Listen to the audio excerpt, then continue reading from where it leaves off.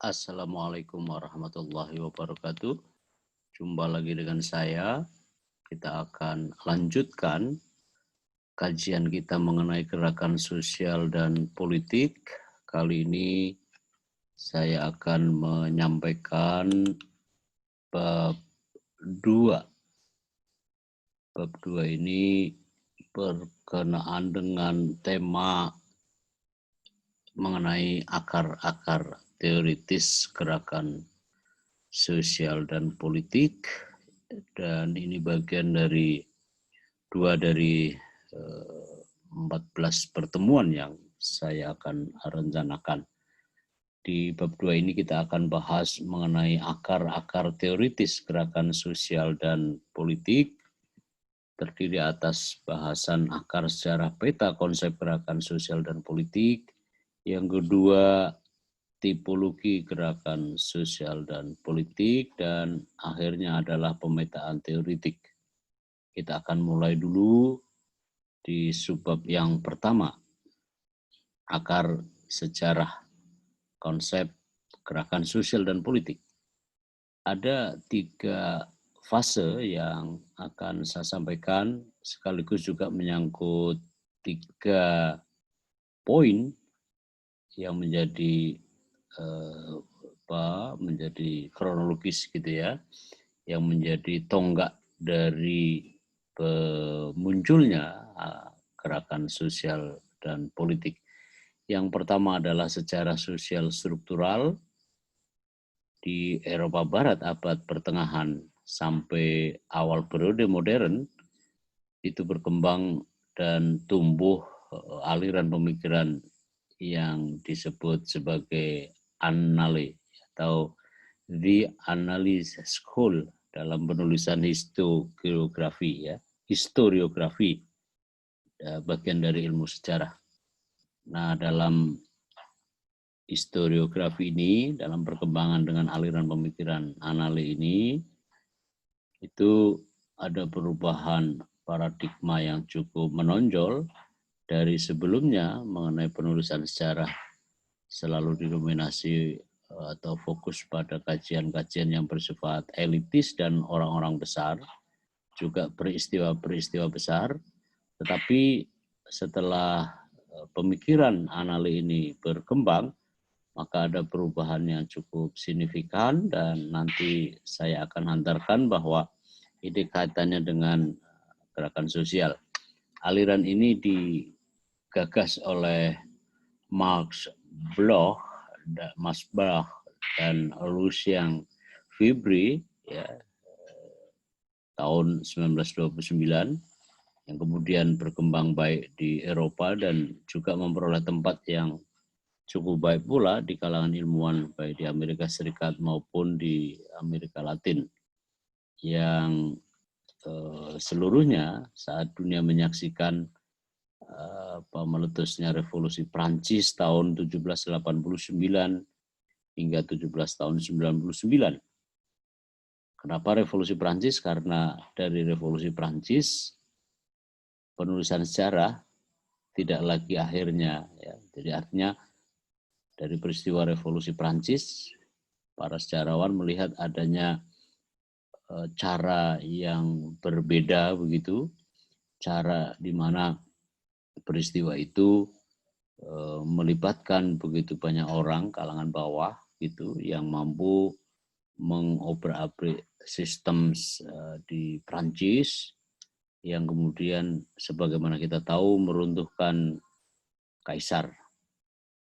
Nah, disitulah tampak adanya peran dari kaum biasa, orang biasa, bukan orang besar. Sedangkan dalam penulisan sejarah sebelumnya, kaum besar ini selalu menjadi dominan, tetapi revolusi Prancis memberi fakta baru bahwa kaum papa sekalipun mampu menjadi pelaku sejarah. Nah, itu yang kemudian ditangkap atau dijadikan titik pijak bagi Bloch untuk kemudian mengkampanyekan gagasan maupun pemikiran yang kemudian dikenal sebagai aliran pemikiran Annales atau The Analysis School dalam penulisan historiografi. Apa pengaruhnya dalam kajian atau studi-studi gerakan sosial, nanti kita akan sampai ke sana. Basis pemikiran aliran ini terletak pada perhatian terhadap kesinambungan jangka panjang dalam struktur ruang, geografi, dalam kehidupan ekonomi, sosial, budaya, bahkan perang. Dalam perang sekalipun, yang perang itu juga menempatkan rakyat kecil sebagai pelaku yang cukup penting gitu. Karena sekali lagi selama ini Eropa berkecenderungan bahwa menulis sejarah adalah menulis biografi kaum atas, kaum elit gitu, raja-raja, istana sentris, ya, hal-hal yang sangat elitis itu. Tapi revolusi Perancis memberi pelajaran bahwa orang-orang kecil sekalipun mampu merubah terhadap struktur kekuasaan, struktur ekonomi, struktur budaya yang dibangun oleh orang kuat oleh orang yang paling kuat sekalipun dalam revolusi Prancis tadi itu. Berikutnya saya perlu tampilkan sosok Bloch, ya hidup pada 1886-1944, ya pada masa Perang Dunia Kedua.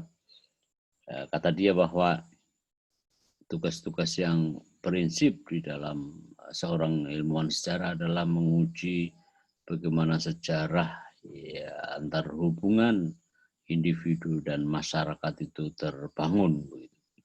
Dia katakan juga bahwa sejarah adalah sejarah sosial, yakni sejarah rakyat kecil, kaum pinggiran, tentang kehidupan sehari-hari di tengah-tengah dimensi perubahan ruang dan waktu yang baik untuk kemudian dikaji dalam sisi historiografi. Individu dan kelompok sosial yang tidak memiliki posisi dalam struktur kekuasaan juga, struktur kekuasaan, ekonomi, politik, budaya juga perlu memperoleh tempat bagi sejarawan, sedangkan mereka sendiri berada dalam lingkungan geografis, gerakan sosial, dan budaya. Oleh sebab mereka pula memiliki peranan yang sangat menentukan terhadap perubahan struktur sosial politik yang dimaksud. Itulah yang menurut Bloch ya sebagai hal yang penting, dan dia mengembangkan bahwa peranan kaum papa sekalipun tetap saja penting karena dia bisa mengubah terhadap struktur kekuasaan. Satu di antaranya menjadi studi yang penting dalam gerakan sosial. Sebagaimana kita tahu bahwa revolusi Perancis ini juga ya itu punya peranan di dalam penulisan studi-studi gerakan sosial karena Libong adalah ilmuwan gerakan sosial yang cukup penting, itu memotret mengenai teorinya, ya, menggagas teorinya tentang crowd gitu ya. Itu justru diambil dari peristiwa revolusi Prancis. Di suatu waktu kita akan diskusi teori dari Libong ini. Ya, tapi izinkan kita bahas dulu soal yang mendasar dalam sejarah sosial struktural dalam historiografi yang pengaruhnya sangat signifikan di dalam studi-studi gerakan sosial yang kita akui hingga sekarang ini. Nah, sumbangan besar dari Mr. Bloch ini adalah ya dalam kaitan dengan studi gerakan sosial adalah ini cakupan, aktor maupun pesan itu mendorong gitu, mendudukkan pada porsi yang cukup signifikan dan tinggi dalam upaya atau mengembangkan studi-studi gerakan sosial. Cakupannya ya menyangkut masalah sejarah orang biasa itu, lalu dari sisi aktornya, ini cakupan dulu aktornya. Kalau cakupan itu mendudukkan sejarah gitu ya orang biasa, kalau aktornya ya sejarah menempatkan elit sosial, itu adalah bukan satu-satunya sumber sejarah. Kaum marginal sekalipun ya dapat menentukan perubahan struktural gitu. Sekali lagi, revolusi Prancis yang dimaksud peran. Pada bagian besar kekuatan massa yang terorganisasi dan solidaritas tinggi mampu mengubah struktur ruang, sosial, budaya, bahkan memenangkan perang dalam aktivitas sehari-hari kaum pinggiran. Poin penting di dalam sumbangan ini bagi studi-studi gerakan sosial adalah ini. Baik cakupannya, baik keaktorannya maupun peranan dari orang biasa yang tidak bisa dianggap remeh, bahkan mampu merombak terhadap struktur kekuasaan sekalipun, baik kekuasaan politik, kekuasaan ekonomi maupun kekuasaan budaya atau dominasi budaya. Karena budaya juga bagian dari ornamen kekuasaan yang mampu memengaruhi terhadap proses-proses politik. Dari situlah sebenarnya peran yang penting yang ditunjukkan oleh aliran pemikiran Annales ini, dan disitulah Mr. Bloch punya peranan yang cukup signifikan, baik dari tulisannya maupun dari bukunya, atau menurut beberapa sumber yang bisa kita lacak dari video YouTube-nya dan seterusnya. Itu yang memang akhirnya memberi manfaat dan memahamkan kepada kita betapa gerakan sosial itu tidak mungkin lepas dari keadaan atau struktur masyarakatnya. Seperti kuliah pertama, saya sampaikan bahwa gerakan sosial itu selalu melibatkan dua pihak. Pihak pertama adalah kelompok dominasi, ialah mereka pemangku kepentingan dari kekuasaan yang dimiliki, mereka berlimpah kesempatan dalam mengalokasikan sumber daya politik dan nilai-nilai alokasi politik saat bersamaan bertemu dengan kelompok didominasi, ialah kelompok yang alih-alih punya sumber daya yang melimpah, mereka tergolong sebagai kalangan subsistensi, mereka yang papa, mereka yang tidak punya kesempatan untuk berada di struktur kekuasaan, sehingga mereka, karena itulah mereka kemudian tidak mampu menjadi elit, dan karena itulah mereka melakukan gerakan sosial. Dalam konteks yang lebih konteks yang lebih sederhana, gerakan sosial adalah tuntutan untuk mengubah keadaan. Siapa pelakunya? Ialah mereka yang tidak memiliki struktur kekuasaan atau kelompok didominasi. Sasarannya adalah kelompok dominasi. Saudara-saudara, yang kedua adalah sejarah gerakan protes. Saudara ketahui bahwa gerakan protes adalah bagian dari collective action atau collective behavior. Ini adalah menyangkut bentuk atau tipe dari gerakan sosial lama. Bagaimana saya sampaikan pada pekan yang lalu, gerakan sosial lama mewujud dalam konteks semacam ini, ya artinya ada fisik di lapangan, ada violence kadang-kadang, ya, dan ada juga ini dia kelompok didominasi dalam versus kelompok dominasi, kelompok dominasi. Nah, berikutnya bahwa gerakan sosial mengacu pada sejarah kaum tersisih, kaum tertindas, kaum miskin, kaum pembangkang sipil, melawan dominasi struktur kekuasaan, ekonomi, dan budaya. Di Indonesia, model gerakan ini dipelopori dengan sangat baik oleh Profesor Sartono Kartodirjo, sejarawan kita yang yang mengangkat disertasi beliau tentang perlawanan petani Banten. Lalu kalau Prof. Kunto Wijoyo itu di Madura, dan seterusnya, termasuk Joko Suryo, ada Bidarban, dan lain-lain digolongkan sebagai sejarawan sejarah sosial lama. Sosial lama dalam pengertian gambaran ini, gambaran yang menampilkan drama-drama physically yang ada di lapangan, dan tugas mereka kemudian merekonstruksi terhadap apa yang terjadi dengan data-data yang dirunut sedemikian detail dan seterusnya, dan itu akhirnya menentukan kualitas dari disertasi yang ditulisnya. Dan kita nanti akan mengkaji pada bagian tertentu apa yang sudah ditulis oleh sejarawan maupun kalangan ilmuwan gerakan sosial di manapun di dunia ini. Saudara, yang ketiga adalah gerak sejarah sosial baru. Sejarah sosial baru ini lebih mengarah pada perspektif ya pengembangan model-model yang kemudian kelak disebut sebagai gerakan sosial baru atau GSB. Secara gerakan model ini tidak melawan memang terhadap struktur secara frontal. Gerakan model GSB ini memang ciri yang paling menonjol dan itu yang menjadi penanda bahwa gerakan sosial yang tidak lagi lama gitu ya.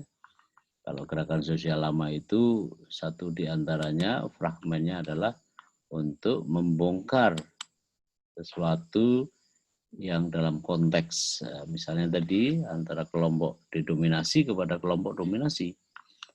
Nah, kalau gerakan sosial baru yang lahir dari sejarah sosial baru ini, dari konsep ini memang tidak menginginkan, tidak berada dalam keinginan yang sangat untuk mengubah ya, untuk melawan struktur sosial yang secara frontal dia lakukan. Hanyalah mereka itu sekedar transformasi sosial yang bersifat evolutif dan sebatas mengangkat isu-isu perlawanan atau protes kepada pengambilan kebijakan, kepada pengambil kebijakan. Itu yang dipahami dan memang itu yang terjadi di lapangan juga. Berikutnya, model ini di Indonesia ya dikembangkan, sudah dirintis oleh LP3IS ya. LP3IS itu adalah lembaga kajian sekaligus juga penerbitan yang berkhidmat dalam pemberdayaan dan transformasi masyarakat sipil. Dan di era-era tahun 70, 80 dan seterusnya lembaga ini jadi rujukan utama para pengambil keputusan maupun kalangan ilmuwan di Indonesia. Selain LP3S, boleh saya sebut adalah YLBHI. YLBHI ini Yayasan Lembaga Bantuan Hukum Indonesia, seorang di antaranya ya, yang mendirikan adalah Narbio Nasution, yang memang bergerak dalam advokasi hukum buat rakyat kecil, tetapi juga memiliki gitu ya concern yang cukup luas untuk gerakan demokrasi. Nah, dalam soal ini kelompok-kelompok ini gitu ya bisa disebut kelompok pressure groups dan interest group. Sedangkan kalau mau diambil contoh tentang perseorangan, tokoh dari gerakan sosial dalam konteks ini adalah Mansur Fakih. Ya. Pekan yang lalu sudah saya sampaikan siapa dia, Mu'tasim Billah, MM Billah misalnya, almarhum Arif Budiman dan Nurhalis Majid.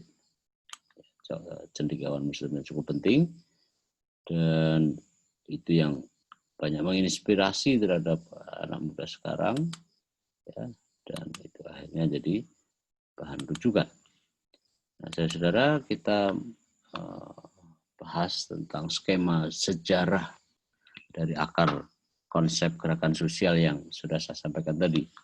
Ada skema yang saya tawarkan, yang pertama tadi gerakan protes, itu adalah mula dari gerakan sosial, kemudian berkembang ke pendekatan struktural, sejarah struktur sosial, lalu muncul new social history, ya, sejarah baru sosial yang dijelaskan di barusan ya, yang barusan saya jelaskan.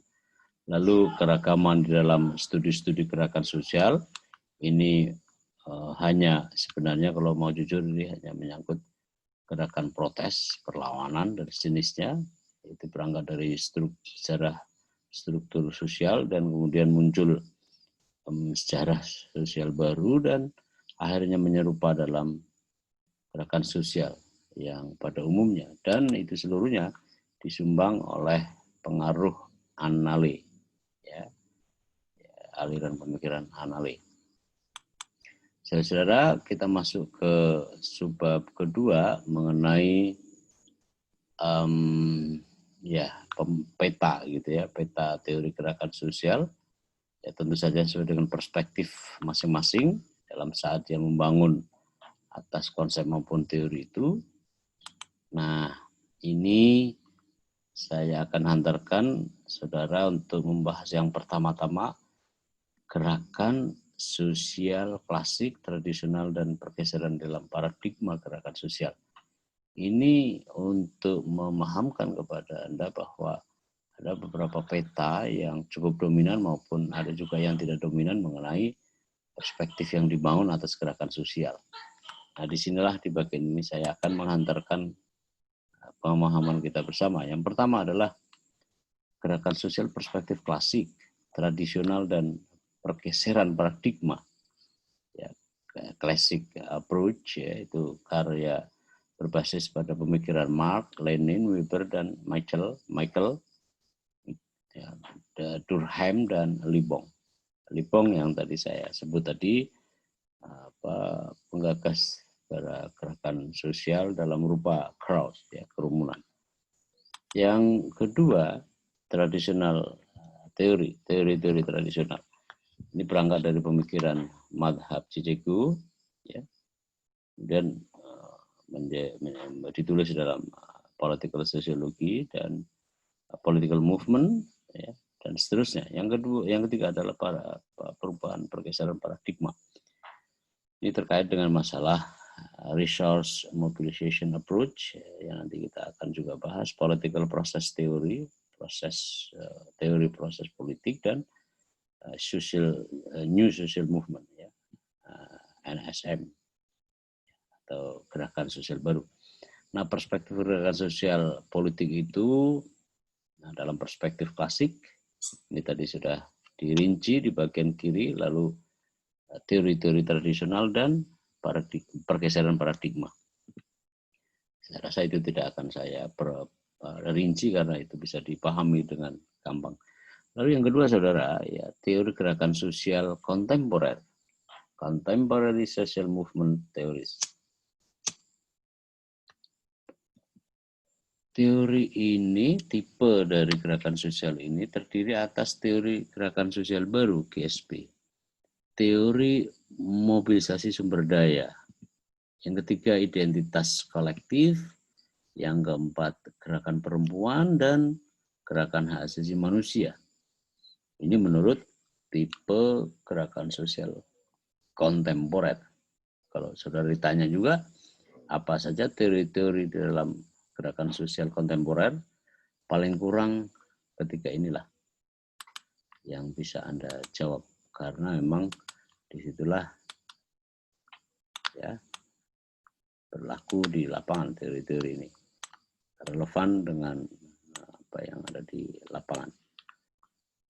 Yang berikut, ini yang ketiga, gerakan sosial revolusioner. Ya, gerakan sosial revolusioner.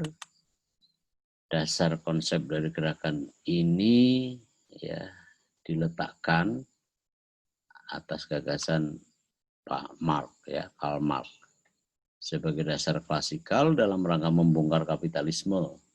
Seperti kita tahu bahwa Marx itu sangat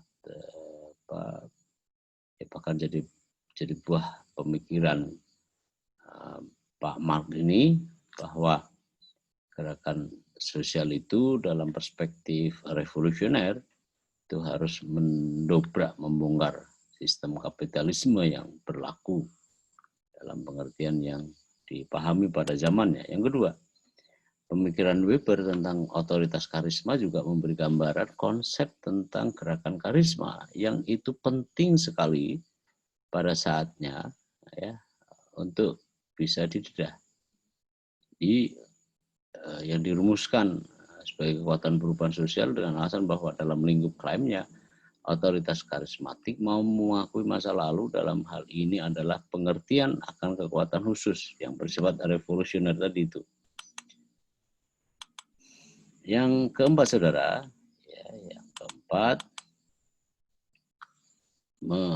tapi sebelum keempat kita selesaikan ini dulu. Baik, yang keempat mengenai tradisi gerakan sosial. Ada kalangan ilmuwan yang membagi berdasarkan tradisi gerakan sosial. Tradisi yang dimaksud di sini, saudara jangan silap ya, bukan bukan tradisi seperti menari dan seterusnya itu, tetapi tradisi itu termasuk kebiasaan-kebiasaan yang berlaku secara universal dan semua orang memahami gitu. Nah, tradisi adalah upaya bertahan itu tadi. Nah, saudara, ini dibagi menjadi dua, tradisi gerakan klasik traditions, ya, perspektif yang nanti akan melahirkan perspektif gerakan sosial klasik gitu. Ini berangkat dari tradisi yang dimaksud tadi itu, ya, tradisi klasik, lalu kemudian menyerupa dalam teori-teori gerakan sosial perspektif klasik. Nah, kedua, neoklasik, ya, gerakan sosial, tradisi gerakan sosial ini juga memunculkan selain klasik juga neoklasik. Dalam neoklasik ini, ya, tentu ada perbedaan yang tidak seberapa. Nah, inilah kemudian adanya tahapan-tahapan di dalam gerakan sosial yang nanti akan saya hantar juga ke sana. Karena memang ini sangat penting. Nah, neoklasik ini, ya, selain klasik tadi, klasik ini satu ibu lah, satu rumpun dalam istilah tradisi gerakan sosial yang membuat antara old and new, ya. Ini jadi kajian yang membedakan antara satu dengan yang lain dalam prosedur-prosedur di dalam melakukan upaya-upaya untuk memahamkan tentang gerakan sosial ini, dan pada akhirnya memang sangat terasa. Nah, saudara, yang ketiga, tradisi teori gerakan sosial baru atau gerakan mutakhir. Ini gerakan sosial klasik yang relatif akhirnya dikesampingkan, ya, kendati pun tidak dikesampingkan sama sekali oleh para penganjur dari gerakan sosial belakangan, tapi semangat dari gerakan sosial klasik dan gerakan sosial neoklasik itu, ya, jadi tesis, antitesis, lalu sintesis baru. Itulah namanya gerakan sosial baru, New Social Movement. Gerakan sosial baru ini tentu berbeda dengan gerakan sosial sebelumnya. Ya, gerakan sosial sebelumnya itu jelas mencirikan hal-hal tentang physically, tentang violence, ya, dan seterusnya. Baik, saudara-saudara, kita lanjutkan kajian kita mengenai akar teoritis ini. Nah, yang ketiga, tipologi gerakan sosial politik.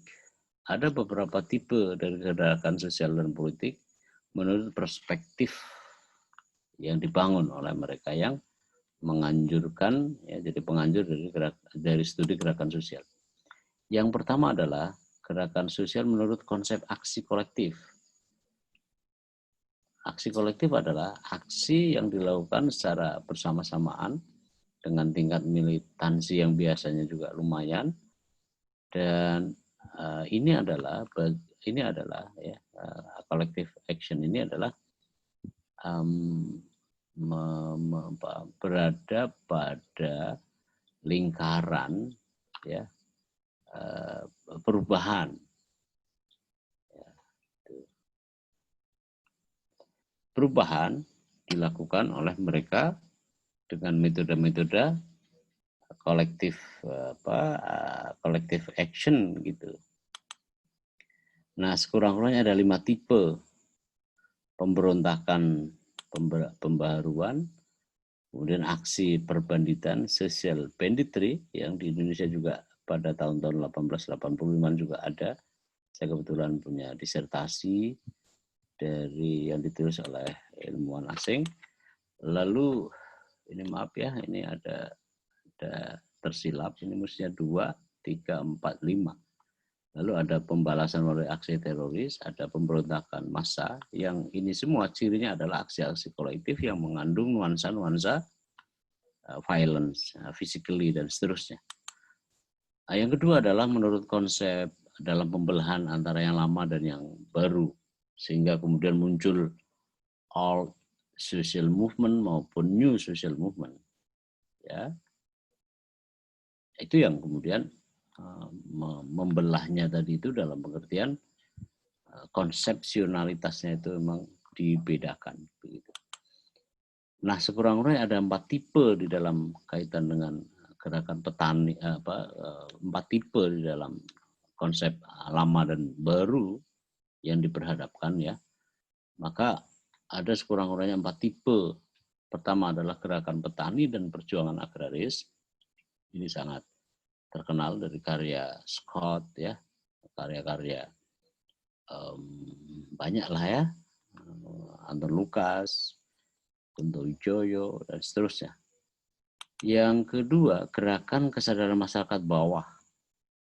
Ini masyarakat bawah itu mendobrak bukan karena apa-apa, karena mereka sadar bahwa cara inilah yang dapat dilakukan untuk mengubah struktur sosial begitu yang didominasi oleh kelompok dominan. Yang ketiga adalah kesukuan, yang keempat adalah buruh. Itu tipe kelima. Mari kita lihat tipe ketiga, pembagian tipe kategorisasi dari gerakan sosial. Yang ketiga menurut konsep sasaran dan metode gerakan. Ya, sekali lagi menurut konsep sasaran dan metode. Apa itu? Mari kita lihat. Ya. Tipe gerakan sosial dan politik ini untuk menjawab pertanyaan siapa yang coba ubah dan siapa yang mencoba untuk mengubah keadaan cakupan orangnya. Siapa yang coba untuk mengubah dan bagaimana cara mengubahnya? Kalau siapa tentu menunjuk pada orang. Ya. Pada orang, pada pihak, pada organisasi, pada kelompok gitu. Itu adalah orang, siapa. Lalu bagaimana cara mengubah? Ya, cara mengubah. 2 poin pertanyaan itulah yang menjadi pemikiran dari ilmuwan namanya Berle ya, untuk kemudian dia menggagas tentang teorinya dia ini. Ya. Teori yang melandaskan pada 4 tipe di dalam gerakan sosial. Mari kita lihat. Yang pertama adalah revolutionary, reformatif, alternatif, dan redemptif. Mari kita bedah satu-satu. Revolutionary social movement ialah gerakan yang secara khusus dimaksudkan untuk melakukan perubahan-perubahan yang bersifat revolutif dan untuk kemudian mengendalikan kendali negara. Ini sudah revolusi gitu. Derajat paling tinggi dari konsep old social movement. Nah, yang kedua reformatif ya. Tipe reformatif. Kalau ini adalah revolutif, ini adalah reformatif. Reformasi begitu ya. Nah, dalam kaitan dengan ini gitu, setidak-tidaknya ada pemahaman kita mengenai aspek-aspek yang berkenaan dengan pendapat David Haberle ini untuk kemudian bisa diterapkan di dalam kasus-kasus di Indonesia. Baik, saya lanjutkan bahwa 4 tadi, 2 diantaranya sudah disebut, yang sekarang adalah yang ketiga pada aspek alternatif, ya, gerakan alternatif sosial, gerakan sosial. Nah, yang paling akhir tentu saja kita harus memahaminya, redemptive social movement. Apa ciri dari redemptive ini? Ya, tipe ini ya penebusan dosa. Orang yang pernah merasa berbuat dosa lalu berbuat alim dan untuk orang lain merepetisi gitu ya, mereplikasi terhadap apa yang dia pernah alami, maka kemudian misalnya dia testimoni yang dikelola oleh sebagian orang yang itu bersifat terbatas. Kendati kata terbatas dalam kaitan dengan ini sebenarnya sangat nisbi juga. Nah, ini beda keempat-empatnya, dan itu menjadi bahan penting untuk kita bisa memahami bagaimana keadaan kita yang sebenarnya di dalam satu proses politik melalui gerakan sosial. Nah, ini ada formasi 4 tipe di dalam gerakan sosial yang digagas oleh Haberle, ya. Yang Anda bisa lihat di sebelah kiri ada total change, ada partial change, ya. Ini maksudnya adalah jumlah perubahan sesuai dengan harapan, ya, apakah total begitu? Kalau total berarti menyeluruh, kesempatannya itu 24 jam begitu. Ini adalah total change, ya. Tapi ataukah cuma partial change, keinginannya itu tadi. Nah, dari situlah kita bisa lihat lebih lanjut. Di seberang sana ada 2 level ketika satu masalah itu akan ditangani. Pertama adalah level individual, yang kedua adalah societal level. Nah, mari kita periksa, ya, bagaimana bekerjanya model ini. Nah, ini ada tanda silang, satu horizontal, satu vertikal. Di sebelah atasnya ada individual and societal levels, ya. Lalu di sebelah kiri adalah bagaimana, ya, keinginan yang besar di dalam perubahan dengan hal yang lebih bersifat parsial. Kalau gerakan sosialnya ingin berada pada wilayah yang secara total begitu dipenuhi, maka yang paling tepat, ya, ini adalah redemptif. Redemptif adalah, ya, gerakan penebusan dosa untuk ya tentu radikal. Tapi radikalnya adalah sebatas individual level, ya. Individu yang melakukan gerakan sosial ini ya redemptif, yang dia secara total membawa nilai. Kalau ini jumlahnya sedikit tetapi fungsinya besar. Yang berikutnya transformatif. Transformatif itu berusaha mengubah keadaan, tetapi dia tidak dalam rangka untuk merombak terhadap sistem atau berbuat makar gitu. Ini transformatif societal level. Nah, itu ada transformatif, ada redemptif, lalu ada reformatif. Ya, reformatif yang sering dimaknai ya secara salah gitu ya. Padahal reformasi juga penting untuk Anda ketahui. Yang akhir adalah alternatif, gerakan sosial alternatif. Gerakan sosial alternatif ini, ya, itu Ya kalau ini mau ini kan berarti dekat ini gitu. Ya maka berarti individu yang berkeinginan untuk merombak secara total gitu dalam kehidupan misalnya berbangsa dan bernegara atau ideologi itu adalah redemptive social movement. Redemptive adalah tiap gerakan sosial yang memiliki ruang lingkup yang radikal tetapi hanya menimpa pada individu.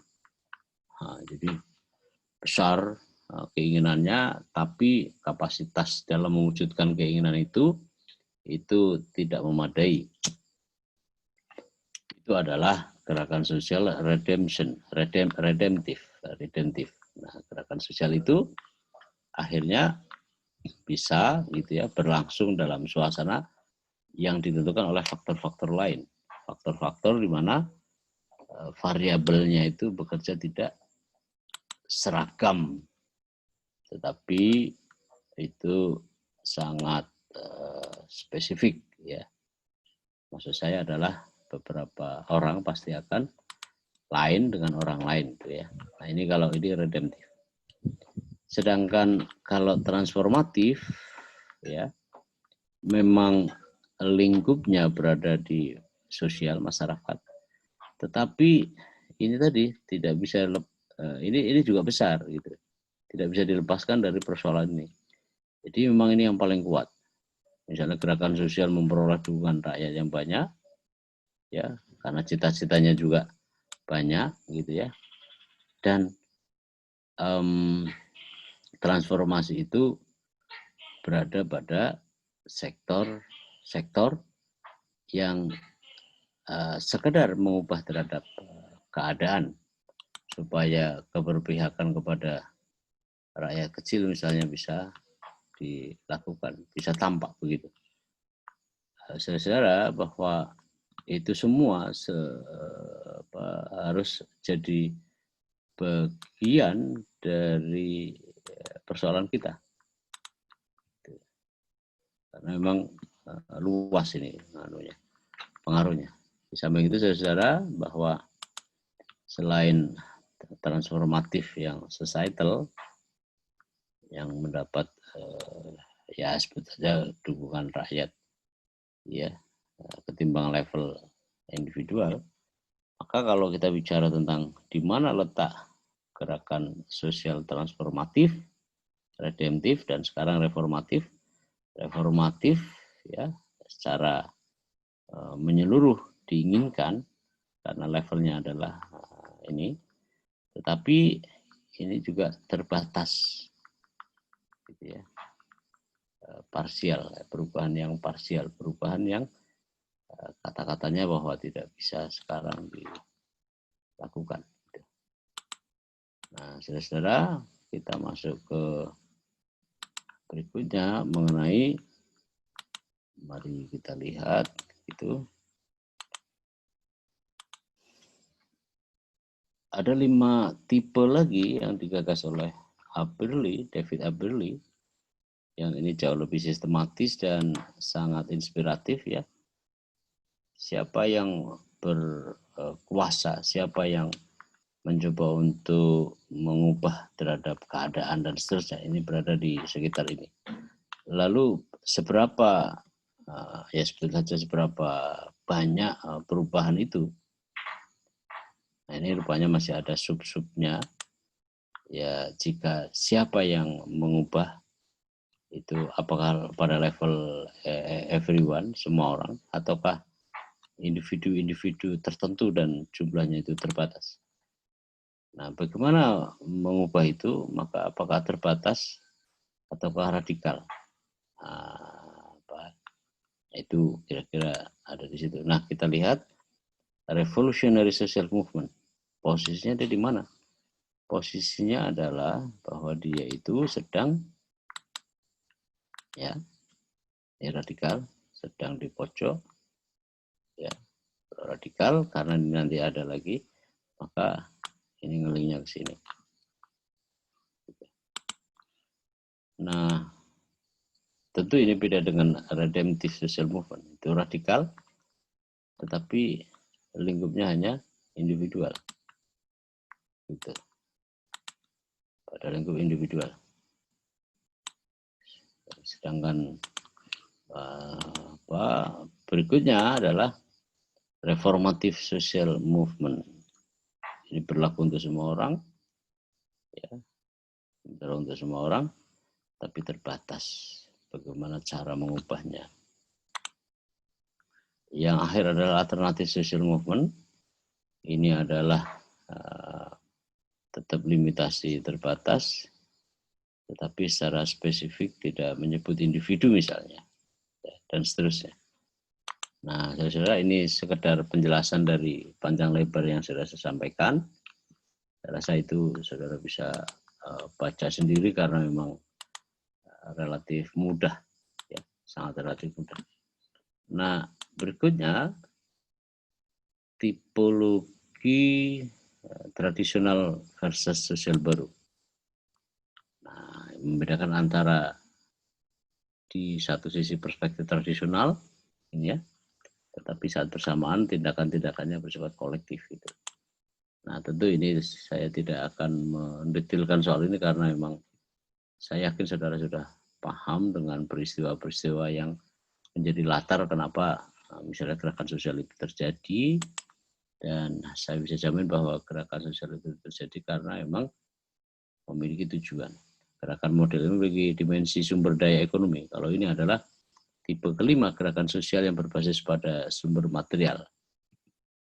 Ketika ilmu ekonomi hampir semua masyarakat, maka sosial itu membedakan antara gerakan sosial yang didorong ekonomi dan gerakan sosial non-ekonomi.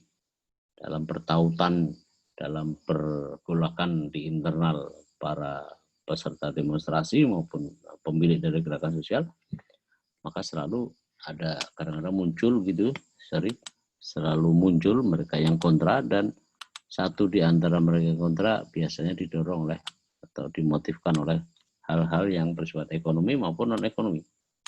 Kalau ekonomi non-ekonomi itu idealis gitu ya, karena gerakan sosial tidak akan mencari keuntungan, tapi kalau ini sebaliknya mencari keuntungan. Keuntungan ini yang kemudian membuat kalau ketahuan, kalau diketahui oleh koleganya itu akan jadi ramai begitu. Dan apalagi nggak ada laporan gitu. Lalu gerakan sosial didorong ekonomi paling sering muncul adanya ketegangan sosial. Iya betul. Ada konstruksi sosial. Iya betul. Individu cenderung untuk berintegrasi sosial yang bertujuan untuk memperbaiki kondisi ekonomi dan seterusnya. Itu juga bagian dari pendekatan ekonomi politik. Gerakan sosial merespon kemarahan dan ketidakpuasan individu dengan menawarkan kesempatan untuk melakukan ya proses ekonomi, ya, proses politik, proses sosial. Ini dimensi kelima dari pemetaan gerakan sosial yang berdasarkan dimensi ekonomi politik. Kita lanjut saudara yang keenam. Ya, teori gerakan sosial ini juga menyerupa ke dalam dua bentuk lain, ialah gerakan sosial umum dan spesifik. Nah, sedangkan ini dia hal yang kami perkenalkan konsepnya secara baru di lingkungan pengajaran kita, ialah gerakan sosial pada masa internet. Ini tipe ketujuh, ya, memanfaatkan platform media. Ya, media di situ ada orangnya, ada isunya, ada fokusnya gitu.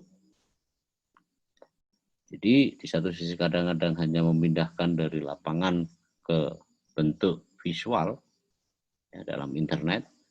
Nah, sekarang itu sudah jauh lebih canggih. Ya. Nah, sebaiknya ini saya sarankan Anda untuk baca, karena misalnya Castells ya, yang menggagas social movement, ya, karena judul dari artikel yang dia tulis juga persis seperti ini yang saya kutip. Lalu dia katakan gambaran mengenai adanya mobilisasi sumber daya manusia, adanya bentuk-bentuk partisipasi politik, pengambilan keputusan, cyber protest dan cyber attack. Ya, ini juga digambarkan secara lumayan baik oleh Castells ya. Lalu dia membagi sebagaimana juga dia tulis di sini. ya, social movement in the age of the internet gitu ya. Nah, saudara, tipe ke-8. Tipe ke-8 ini berbasis pada OMS, Organisasi Masyarakat Sipil, atau IMS, Institut Masyarakat Sipil. Nah, disinilah ruang lingkup dari gerakan sosial berbasis pada institusi masyarakat sipil maupun kalangan perorangan. Nah, saudara-saudara, di bagian-bagian akhir saya akan sampaikan tipe baru di dalam organisasi gerakan. Nah, ini menggambarkan aspek-aspek apa yang selalu terjadi di dalam setiap gerakan sosial yang dideteksi oleh Porter ini, ya, namanya public interest, ya, asosiasi-asosiasi atau relawan, citizen committee, aksi-aksi yang bersifat pendek, jangka pendek, komite X, Y, Z. Lalu ada juga yang mengcounter, yang cukup serius, ya, counter cultural communities. Ya. Nah, ini bisa diperiksa sendiri kalau identity itu sama, ini sama. Kalau ini memang kadang-kadang bersifat lokal dalam setiap gerakan itu. Nah, berikutnya, ya, ini menjelaskan apa yang sudah saya jelaskan sebenarnya. Public interest group itu, ya, itu dikarakterisasi, ditandai identitas universal, tetapi hal yang harus menjadi fokus adalah strategi intervensi, ya, strategi kebijakan itu, strategi intervensi istilahnya, itu melalui lobby. Kalau lobby adalah political participation. Nah, kedua, voluntary association itu juga sudah bisa digambarkan di sini. Ada voluntary association, karakter yang dimiliki secara identitas universal, strategi intervensi yang didasarkan atas supply of service, ya, dan yang ketiga citizen commute, ya, citizen commute misalnya begitu. Nah, nomor 4, counter cultures, ya. Counter culture ini sudah sering, ya, dalam arus global di mana Indonesia juga bagian dari medan pertarungan itu, maka pergantian atau persoalan ini memengaruhi terhadap persoalan yang lain. Saudara-saudara, sampai di sini saya menyampaikan materi. Mudah-mudahan saudara sehat walafiat. Terima kasih. Assalamualaikum warahmatullahi wabarakatuh. Selamat jumpa lagi pada kesempatan berikutnya atau kesempatan yang akan datang dengan pemahaman yang lebih baik lagi. Terima kasih. Sampai jumpa. Assalamualaikum warahmatullahi wabarakatuh.